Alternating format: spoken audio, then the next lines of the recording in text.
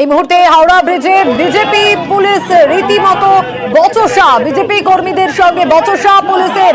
মিছিল শুরুর আগেই পুলিশের সঙ্গে বচসা, ব্যারিকেড ভাঙার চেষ্টা। হাওড়ার ছবিটা দেখাচ্ছি, দেখুন যে কি পরিস্থিতি।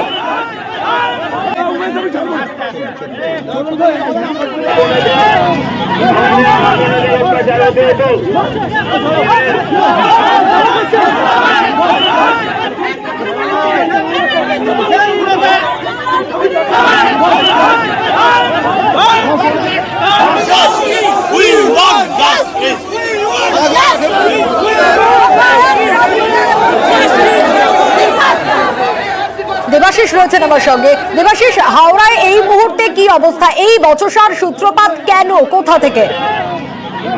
দেখো, এই মুহূর্তে বিজেপি কর্মী সমর্থকরা যখনই মিছিল নিয়ে হাওড়া বিজেপিতে তারা আসে, তখনই সেখানে বিশাল ব্যারিকেড আগে থেকেই করে রেখেছিল পুলিশ।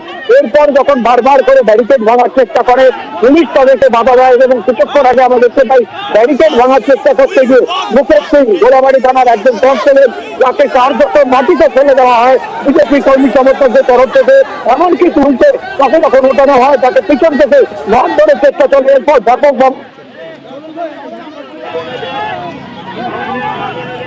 ভঙ্গ করে গোটা এলাকা বিজেপি কর্মী সমর্থকদের। তবে এখনো এই ঘটনায় কিন্তু ব্যাপক উত্তেজনা রয়েছে। বারবার করে পুলিশ কর্মী, যারা পুলিশ রয়েছেন, তাদের থেকে অনুরোধ করা হচ্ছে যাতে কর্মী সমর্থকরা যারা রয়েছেন তারা যেন এই জায়গা ছেড়ে দেয়, কারণ হাওড়ার ব্রিজ কার্যত স্তব্ধ হয়ে গেছে। কোনো অ্যাম্বুলেন্স পর্যন্ত যেতে পারছে না এই মুহূর্তে গোটা এলাকা। এখনো পরিস্থিতি উত্তপ্ত, অর্থাৎ এই ছবি দেখেই বোঝা যাচ্ছে যান চলাচল একেবারেই ব্যাহত।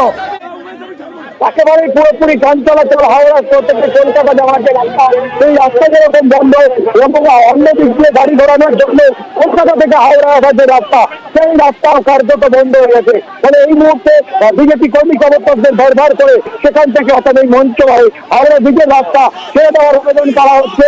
বেশ কয়েকজন বিজেপি কর্মী সমর্থককে আটক করেছে পুলিশ, এবং বিজেপি কর্মী সমর্থকদের দাবি যে তাদেরকে ছেড়ে দিতে হবে, তাহলেই তারা রাস্তা অবরোধ তুলবে। ইতিমধ্যেই পুলিশের সঙ্গে কথা হয়েছে, গোলাবাড়ি থানায় পুলিশ বিজেপি কর্মী সমর্থকদের সেখানে যেতে বলা হয়েছে, তাদের কর্মী সমর্থকদের ছেড়ে দেওয়ার আশ্বাস দিয়েছে। আর গোটা এলাকায় চলছে ব্যাপক পুলিশি টহল। এই মুহূর্তে বিজেপি কর্মী সমর্থক তাদেরকে জন্য চেষ্টা করা হচ্ছে। পাশাপাশি বিজেপি কর্মী সমর্থক, বিজেপি নেতৃত্ব তারাও কিন্তু পুলিশি মাইকিং করছে যাতে বিজেপি কর্মী সমর্থক তারা সেখান থেকে চলে যায়। এই মুহূর্তে বলা যেতে পারে যে পরিস্থিতি উত্তপ্ত ছিল, তা কিছুটা হচ্ছে এবং কিছুটা ঠান্ডা হচ্ছে।